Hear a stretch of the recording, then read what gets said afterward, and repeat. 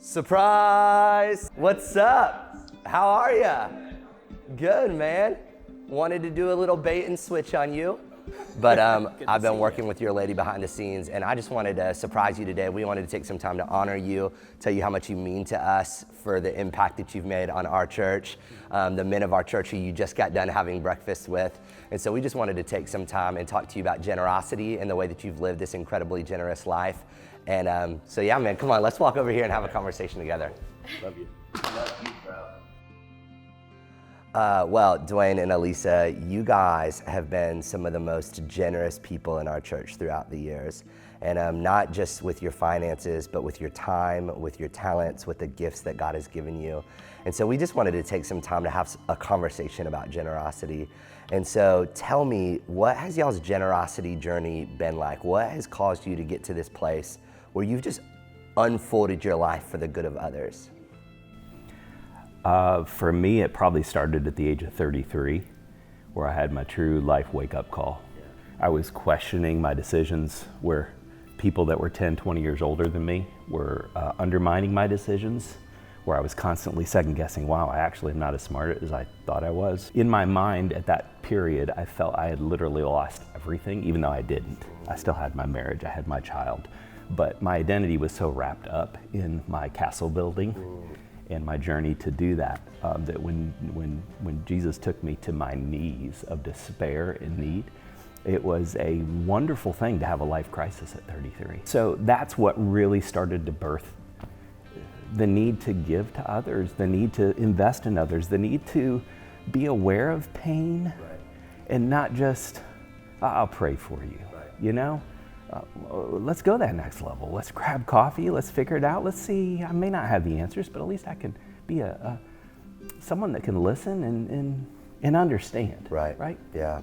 And you know, I love the redemption of that story, that you didn't stay in that crisis, but you've clearly rebounded. And who knows how many startups you've done at this point, but you guys have been very successful.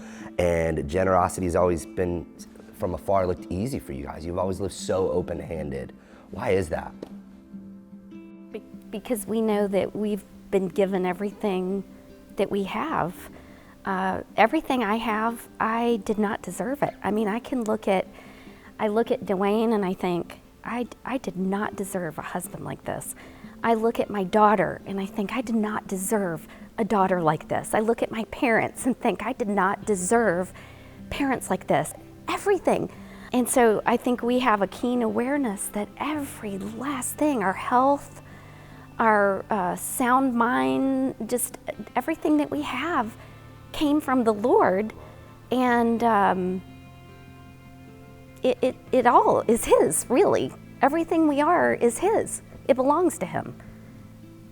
It's not ours to start with. Man, it's been amazing to watch from afar, and I can tell you, the hundreds of men that you've impacted, they are different husbands, they are different leaders, they are different dads because of your influence, and I'm one of them. Just, man, the conversations that we've had throughout the years, the encouragement, the way that you've been in my corner, the way you've helped me make sense of difficult things. I cannot thank you enough for your influence on my life and on men's lives and their families because of you. And Alisa, what has it been like to watch your husband unfold his life for the good of others? What has it been like to watch him just generously and sacrificially live for the good of other people? It's amazing. I've truly never known anyone like Duane.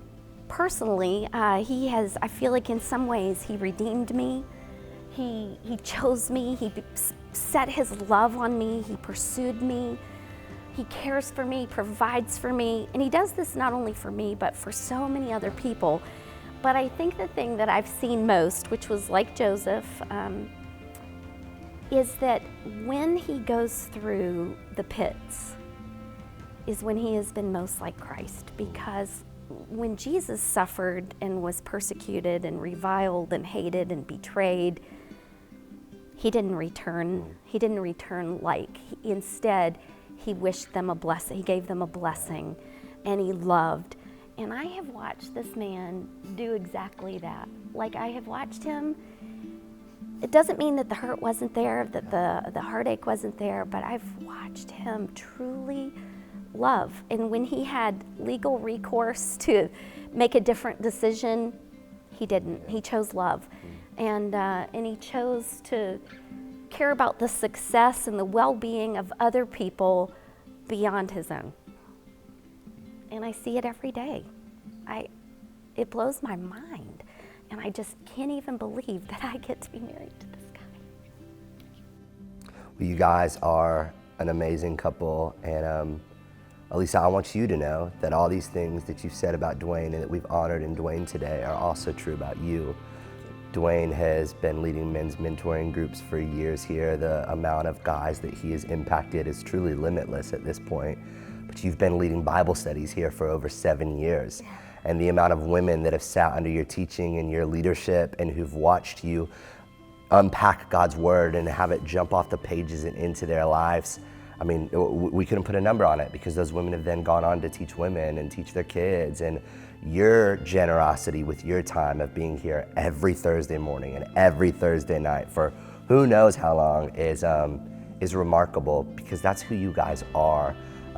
I think you guys are some of the most generous people that I've ever met, with your finances, with your gifts, and with your time. And I want you to know, I'm not the only one who thinks so.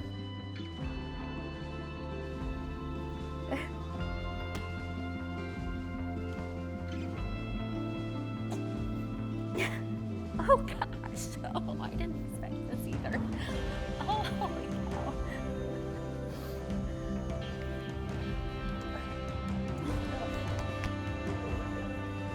Wow. Oh my gosh. A man worthy of honor, a couple worthy of honor. And I want you to know that it's not just your friends and people at the church that think that you're incredibly generous. There's one other person here today who wants to tell you how generous they think that you've been. Oh, no way.